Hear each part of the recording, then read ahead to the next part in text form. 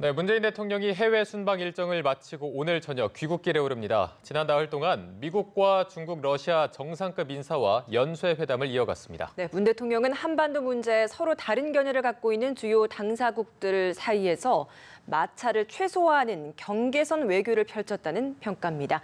관련 내용 자세히 살펴보도록 하겠습니다. 이인배 협력안보연구원장 나와 계십니다. 어서 오세요. 네, 안녕하십니까. 네, 안녕하십니까.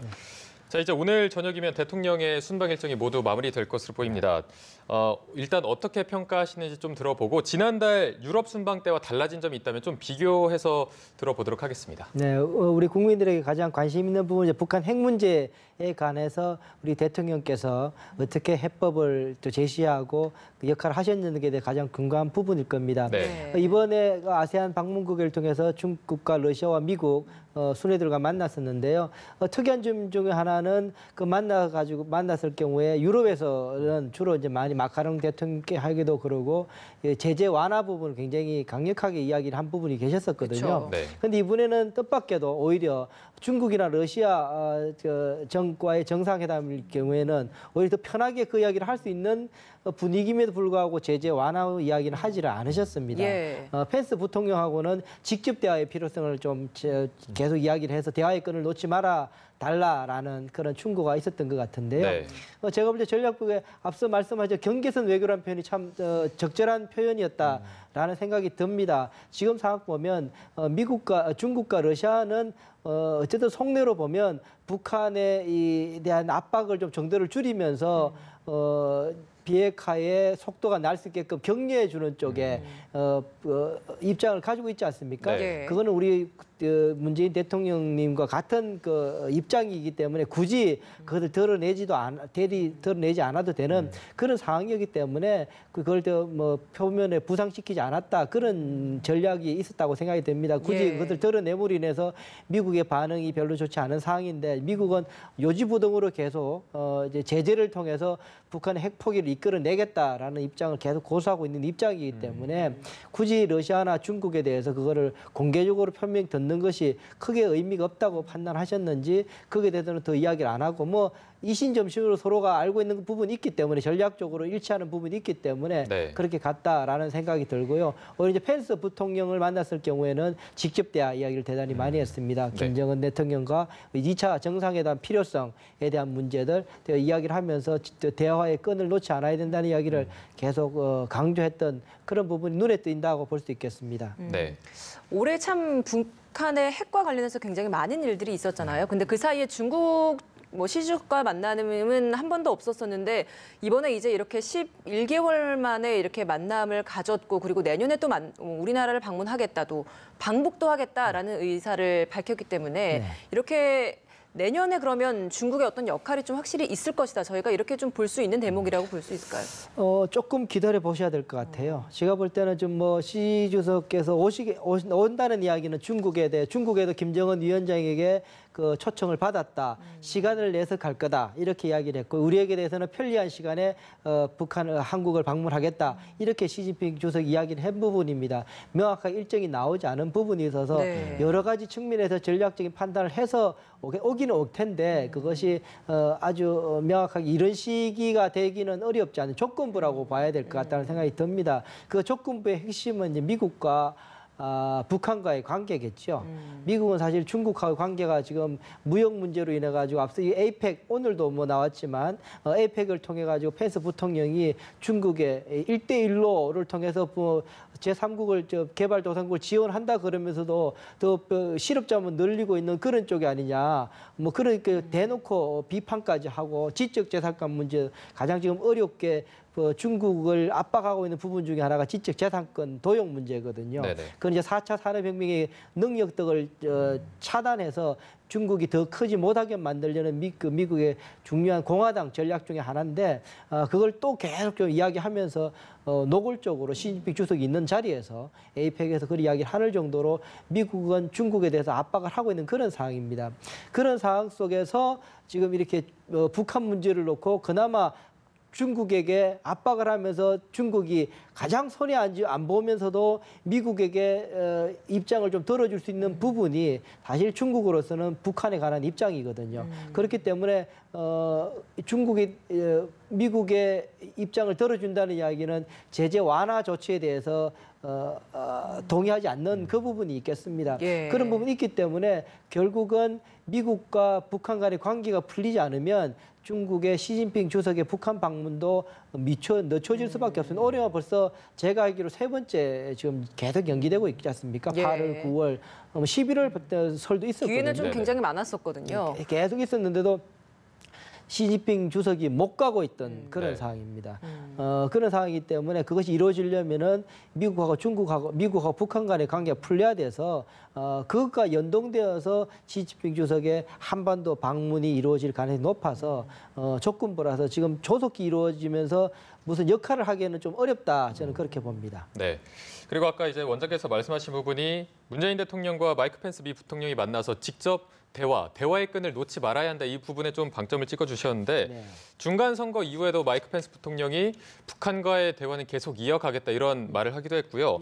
또 핵 목록 요구를 사실상 철회한 거 아니냐 이런 평가도 있는데 여기에 좀 어떤 의도가 담겨 있는지 이 부분도 분석을 해주시죠. 이번에 이제 펜스 부통령이 우리 대통령을 만나서 했던 이야기가 지금까지 나온 입장하고 다르게 이야기한 것은 사실입니다. 다르다는 이야기는 지금까지는 핵 신고 목록을 내놔라. 무엇을 신고할지를 내놔라. FFVD 최종적이고 검증 가능한 예.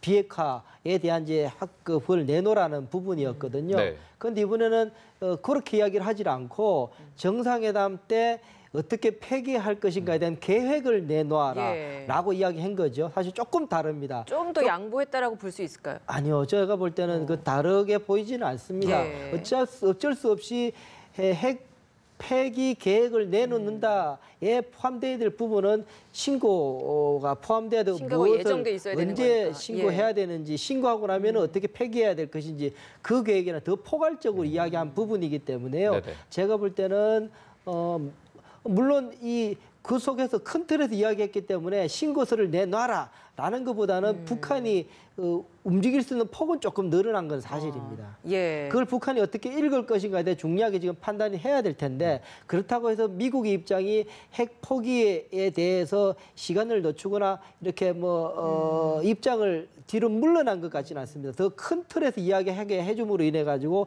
북한에게도 여지를 주고 미국도 그만큼 그 입장을 유지시키는 전략적으로 꽤 괜찮은 펜스의 입장이었다라는 생각이 드는 부분입니다. 네. 쉽게 생각을 해서 신고를 해야 만난다라는 기조였다가 신고할 계획 가지고 일단 만나자 이렇게 저희가 좀 받아들이면 되는 겁니까? 아니, 신고할 계획이 아니라 신고와 예. 폐기할 계획을 다 묶은 거죠. 그러니까 신고 계획서만 내놔라보다는 더 큰 틀을 이야기함으로 인해 가지고 그 북한으로서는 그 중간에 편차를 이용할 수 있는 틀은 마련됐다라는 생각이 듭니다. 미국의 태도가 바뀐 건 아닙니다. 네네. 예. 근데 지금 이 상황에서 CIA 미션 센터장 앤드류 킴이 극비에 방문한 상황도 지금 밝혀지고 있잖아요. 네네. 판문점 채널을 통해서 북측 인사와도 만남을 가졌다라고 하는데 여기에선 좀 어떤 이야기가 있었을까요? 예, 저도 그걸 좀 주목해서 보고 예. 있는 부분입니다. 저도 다른 정보가 있지는 않은데 14일 들어와서 판문점 접촉도 있었다라는 이야기가 있고 국무부에서 특별히 거기에 대해서 반론이 없는 걸로 봤을 때 그건 사실로 예. 된 것 같습니다. 앤드류 킴이 나서는 거는 두 가지 의미가 있습니다. 첫 번째, 저 사람은 한국말을 하는 사람입니다. 한국 사람이죠, 핏줄로는. 미국인이지만 한국 예. 사람이죠, 핏줄로. 그렇기 때문에 한국말을 잘 알아듣기 때문에 서로 북한과의 협상을 하게 될 때 그 뉘앙스를 잘 알 수 있습니다. 통역을 해서 알 수 없는 부분들이 굉장히 많거든요. 네. 사실은 또 북한의 어법이라는 거, 북한 관료들의 어법이라는 것이 한국말을 잘해도 이게 나중에 들면 또 다르게 또 앵글이 안 맞는 부분이 있을 정도로 애매하고 어려운 어법이기도 한데요. 어쨌든 그럴지라도 앤드류 킴은 가장 그 진위를 잘 파악하고 정확하게 서로가 의견을 교환할 수 있는 인물이기 때문에 네. 주목해 볼 필요가 있다라는 생각이 들고 또 하나는 북한을 잘 알고 또 핵 문제에 대해서도 벌써 이미 접촉을 지난번에 썬킴과 같이 움직였었지만 판문점 접촉을 실패했었죠 그때 실패했었죠 네. 사실 예. 그 1차 미북 정상회담 전에 판문점 협상을 뭐 끝까지 끌고 갔었지만 성킴이 만났지만 합의를 못 보고 매우 초상도가 높은 미북 정상 합의가 나오는 바람에 트럼프는 지금도 그것 때문에 꽤 그 조야에서의 비판을 받고 있는 부분이죠. 네.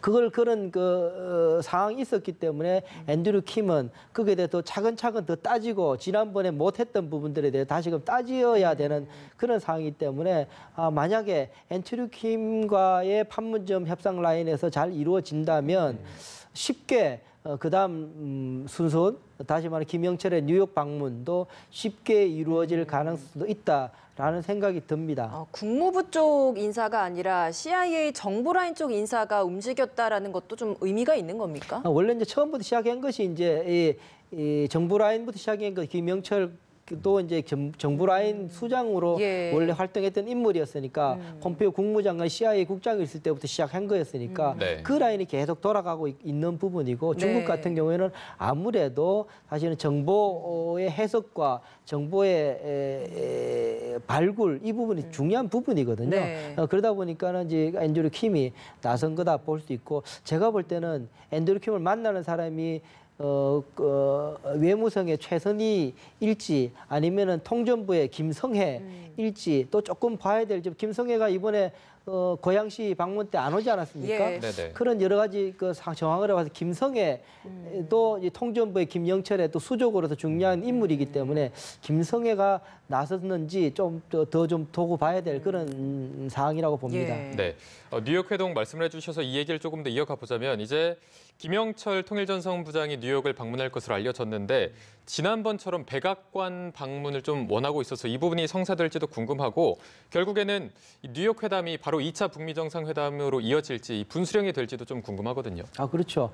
뉴욕 회담을 하게 되면 정상회담은 꽤 많은 수준의 접근되어 있을 수 있다라는 생각이 듭니다. 네. 뉴욕 회담 하는 것 김영철이 뉴욕으로 가게 된다라고 결정한다 그러면 미북 정상회담은 대단히 가깝게 와 있을 가능성이 높다라고 저는 봅니다. 네. 그 이야기는 뭐냐면 김영철에 오게 될 때 분명히 앞서 말씀하신 것처럼 트럼프 대통령 면담을 같이 약속받아서 움직일 가능성이 높고 그 이야기는 김정은 위원장의 친서가 전달될 가능성이 높은 거죠. 그 부분입니다. 예. 친서가 어떤 내용일까에 대해서 벌써 펜스가 이야기를 했습니다. 네.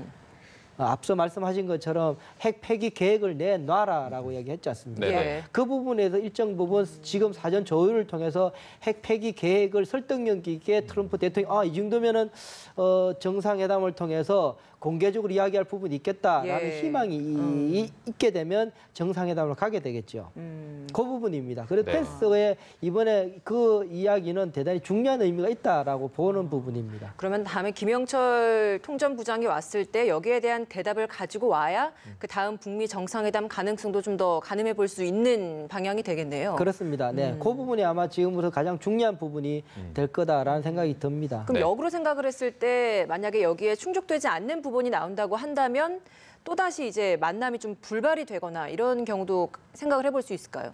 못 만날 겁니다. 지금 트럼프 대통령은 이제 이번에 중간 선거 이후에 이제 최대의 정치적 목표는 이제 재선입니다. 2년 후에 있어야 될 재선을 이제 맞이하게 되는데 재선은 이제 시간도 길 뿐만 아니라 지금 하원이 이제 민주당에서 장악하고 있기 때문에 많은 검증 절차를 밟아야 돼. 정책에 대한 검증 절차들을 거쳐야 되는 그런 좀 난관을 막고 있거든요. 예. 네. 검증 절차를 맡는다는 것은 특히 북한 핵 문제에 대해서도 일정 부분의 성과가 있는 조치가 나와야 될 겁니다. 그렇지 않는 1차 미북 정상회담처럼 만나는 것 자체로 우리 좀 죄송합니다만 쇼하는 수준의 만남으로서는 트럼프 대통령이 더 어려워질 수 있습니다. 그렇기 때문에 아예 차라리 재선 선거 기간에 북한 이슈를 안 꺼내면 안 꺼냈지 그런 식으로 가지는 못할 겁니다. 그렇게 본다면 이번에 김영철의 뉴욕 방문에서 매우 높은 수준의 김정은 위원장의 의지가 전달돼야 될 필요가 있습니다. 지난번에도 한번 김영철 통전부장이 뉴욕 방문하려고 하다가 하루 전날 취소가 됐잖아요. 네. 이번에도 혹시나 이게 취소될 가능성이나 어떤 변수들이 좀 숨어 있는 부분이 있나요? 그때 이제 그랬다는 거죠. 김영철 위원장이 부위원장이 이제 뉴욕을 계속 몇 번을 뒤로 비행기를 시간을 미루면서까지 미국의 그 트럼프 대통령 면담을 좀 성사시켜주기를 기다렸다가 결국은 안 됐었는데 예. 미국 쪽에서는 지금 특별하게 지금 물밑 접촉에서 그 비핵화에 대한 의지가 별로 확인되지 않았는데 그냥 만나는 거는 의미가 없다. 더 정제되고 더 높은 수준의 의지가 확인되는 친서가 있지 않으면 만날 필요 없다라는 것이 백악관의 입장이었고 그래서 안 만난 거였거든요. 네. 그렇다면 이번에 만약에 김영철이 뉴욕을 방문하고 대통령 면담이 계획이 된다 그러면 그 부분에 있어서 상당 부분 미국 그 대통령이 받아들일 수 있는 수준의 정보 수준에서 어떤 뭔가가 있기 때문에 받을 수 있겠다는 이야기죠. 그런 의미에서 제가 다시 말씀드리지만 김영철의 뉴욕 방문과 트럼프 대통령 면담이 계획된다는 것은 꽤 정상 2차 정상회담에 가깝게 갈 수 네. 있는 부분이 되겠다라는 생각이 듭니다. 예. 낙관은 아닙니다. 그럴 수 있다라고 볼 수는 있는데 그렇게 될지 안 될지는 조금 더 두고 봐야 됩니다. 알겠습니다. 네, 확실히 이번 뉴욕 회동이 어쨌든 분수령이 될 것은 확실시해 보이고요. 자, 그럼 이 시점에서 지금 판문점 선언이 된 지 8개월이 지났고 또 평양 선언이 있는 지 2달이 지났는데 얼마나 좀 합의 내용이 진전이 됐고 성과가 있었는지 한번 정리해 볼 필요가 있을 것 같습니다. 네. 여러 가지 좀 회담들은 각 분야들마다 임업부터 시작해서 관광 분야, 예술 분야 다들 만나면서 지금 그 이야기를 하고 있는 논의를 이어가고 있습니다. 뭐 두드러지고 있는 군사 합의도 있었고 뿐만 아니라 그 연락 사무소 또 실질적으로 실천돼 있는 연락 사무소도 있었고 네. 또 이제 판문점 군사 합의를 통해 가지고 GP 철수도 예. 있었고 등등의 모습들이 있었죠. 사실 예. 현재 실질적으로 실행한 부분들이 그런 게 있고 나머지 부분들은 사실 다양한 부분에서 논의만 있었다라고 볼 수만 있습니다. 논의만 있을 수밖에 없는 그런 국제적인 여건 상황인 거죠. 자금이 들어가거나 민간 대규모 민간의 이동이 있거나 합작 투자를 하거나 할 수 있는 부분이 지금 국제 제재에 걸려 있기 때문에 그것이 못하는 상황에서 끊임없이 의지를 확인시키고 그 시간이 올 때 보다 시간이 지체되지 않고 곧바로 할 수 있게끔 준비하겠다라는 것이 우리 정부의 입장이기 때문에 네. 그 부분을 지금 차곡차곡 진행하고 있다. 그럴지라도 또 남는 것은 또 원론적인 이야기지만 이 북한의 입장이 미국을 설득시킬 수 있을 만큼의 입장이 나와야 되는 것이 지금 현실입니다. 금강산 관광이 시작된 지도 오늘 딱 또 20년이 되는 날이더라고요. 20주년 행사를 하기 위해서 방북을 한다라고 하는데 우리 측 인사들이 이렇게 공동 기념 행사를 하는 것도 굉장히 오랜만인 거 아닙니까? 네, 오랜만이죠. 사실은 2008년이었습니까? 금강산 관광객 그 피살 사건 이후에 예. 닫혀 있었죠. 정치적으로 보면 금강산 관광 재개는 정치적으로 볼 때 미국, 북한과 한국 간에 가장 가깝게 와 있는 부분입니다. 이미 벌써 현정은 회장이 김정일 위원장을 통해 가지고 미안하다는 이야기를 들었고 재발 방지 우회적이지만 재발 방지 이야기 들은 사항이어서 예. 이제 그때 당시에 우리 정부는 당국 간의 협의를 통해 가지고 민간을 통해서 그렇게 전해 듣는 건 의미 없다. 대한민국 국민이 그렇게 돌아가신 사건이기 때문에 네. 거기서는 정부 당국에 의해서 당국 간의 공식적으로 입장이 밝혀야 된다라고 이야기했는데 그게 안 되면서 깨져 버렸거든요. 그럴지라도 어쨌든 김정일 위원장이 가장 수위 높게 다른 어떤 사안보다 사실은 뭐 천안함 같은 경우는 아직도 뭐 전혀 이야기 안 되고 있는 상황인데 네. 수위 높게 거기에 대해서 우리 구평사가 잘못돼서 그렇게 일이 있었다라고 이야기를 시인을 한 부분이 있기 때문에 네. 정치적으로 볼 때는 가장 합의가 가깝게 온 부분이기는 합니다. 네. 재개에 있어서. 예.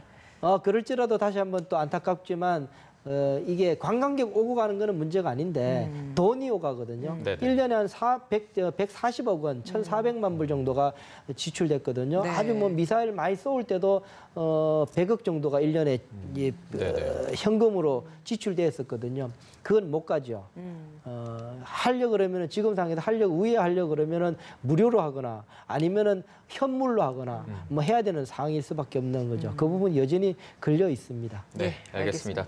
오늘 말씀은 여기서 좀 마무리하도록 하겠습니다. 지금까지 이인배 협력안보연구원장과 함께 말씀 나눠봤습니다. 고맙습니다. 고맙습니다. 네, 고맙습니다.